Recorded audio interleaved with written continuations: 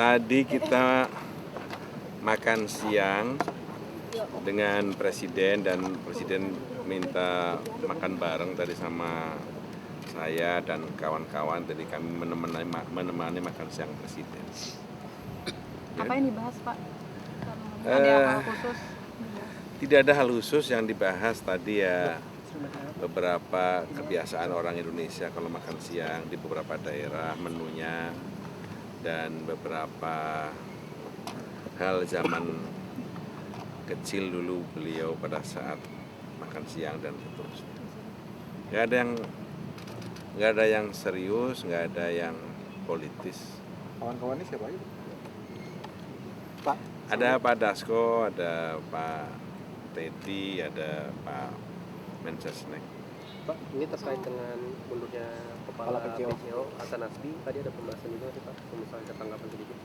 Pertama tidak ada dibahas sama sekali. Yang kedua saya juga belum baca, terus terang belum melihat, belum mendengar.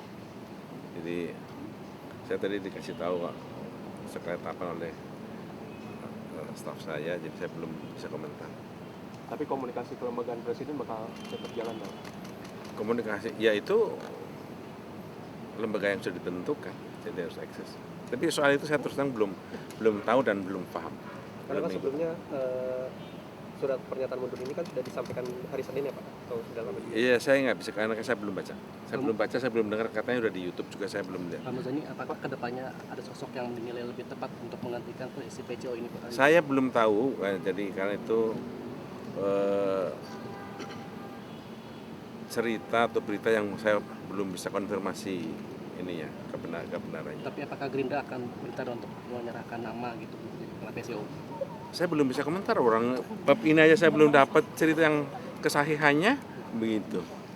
Pak, terkait evaluasi, terkait presiden minta evaluasi seluruh direksi BUMN itu gimana Pak?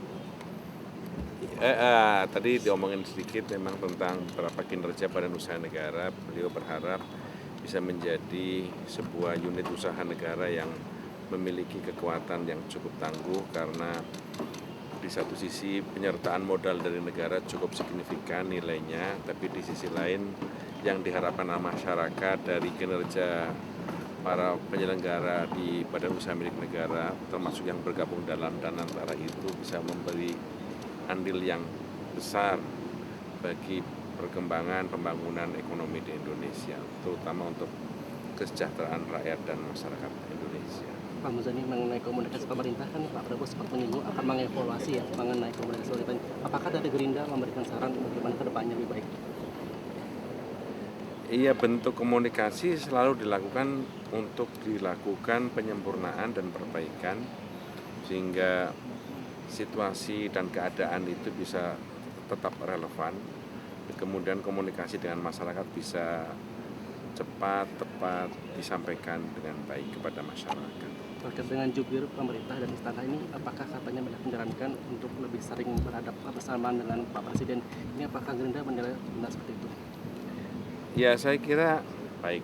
Semuanya pandangan itu baik. Tapi saya sekali lagi belum mendapatkan informasi ini tentang apa dan bagaimana bentuk perbaikan yang akan dilakukan. Tapi bahwa akan ada perbaikan kan teman-teman juga sudah tahu. Pak Muzani, soal bulan Mei infonya dari Shuffle ya Pak ya? Nah, bulan Mei infonya dari Shuffle? saya belum dengar. Saya belum dengar ada rencana, ada cerita, ada sasus, saya belum dengar.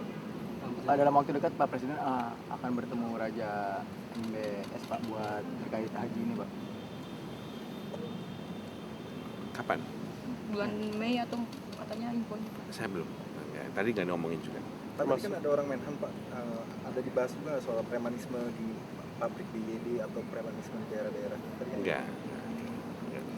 Pak, terkait dengan Tadi ceritanya terus terang agak ringan-ringan, agak cerita ringan, cerita yang berat-berat enggak lah gitu tadi. Gimana Mas? Pak, terkait dengan aset di Danantara juga Pak, kan ada aset negara juga yang sudah mulai dikelola juga dari Danantara seperti GBK Pak. Itu termasuk dengan Hotel Sultan juga sih Pak? Dan beberapa Ya, saya nggak ikut membaca atau mempelajari terdiri dari apa saja aset yang dihitung sebagai penyertaan di Danantara. Pak, mengenai rencana Pak Prabowo untuk memulangkan warga Gaza ini apakah lanjut Pak? Prosesnya? Yang ada dalam pikiran beliau adalah bagaimana ketika Palestina merdeka itu orang-orang yang mengalami trauma perang, anak-anak, wanita, terus orang-orang yang cacat itu bisa segera pulih dan bisa kembali ke tanah airnya.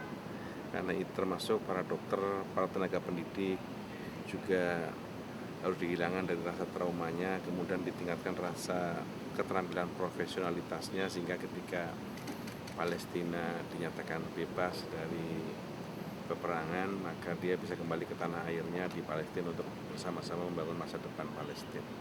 Apakah disebutkan target kapan waktu pemulangannya ini Pak? Ya, beliau sedang bicarakan dengan negara-negara sekitar kawasan Palestina. Oke. Ya. Terima kasih Pak.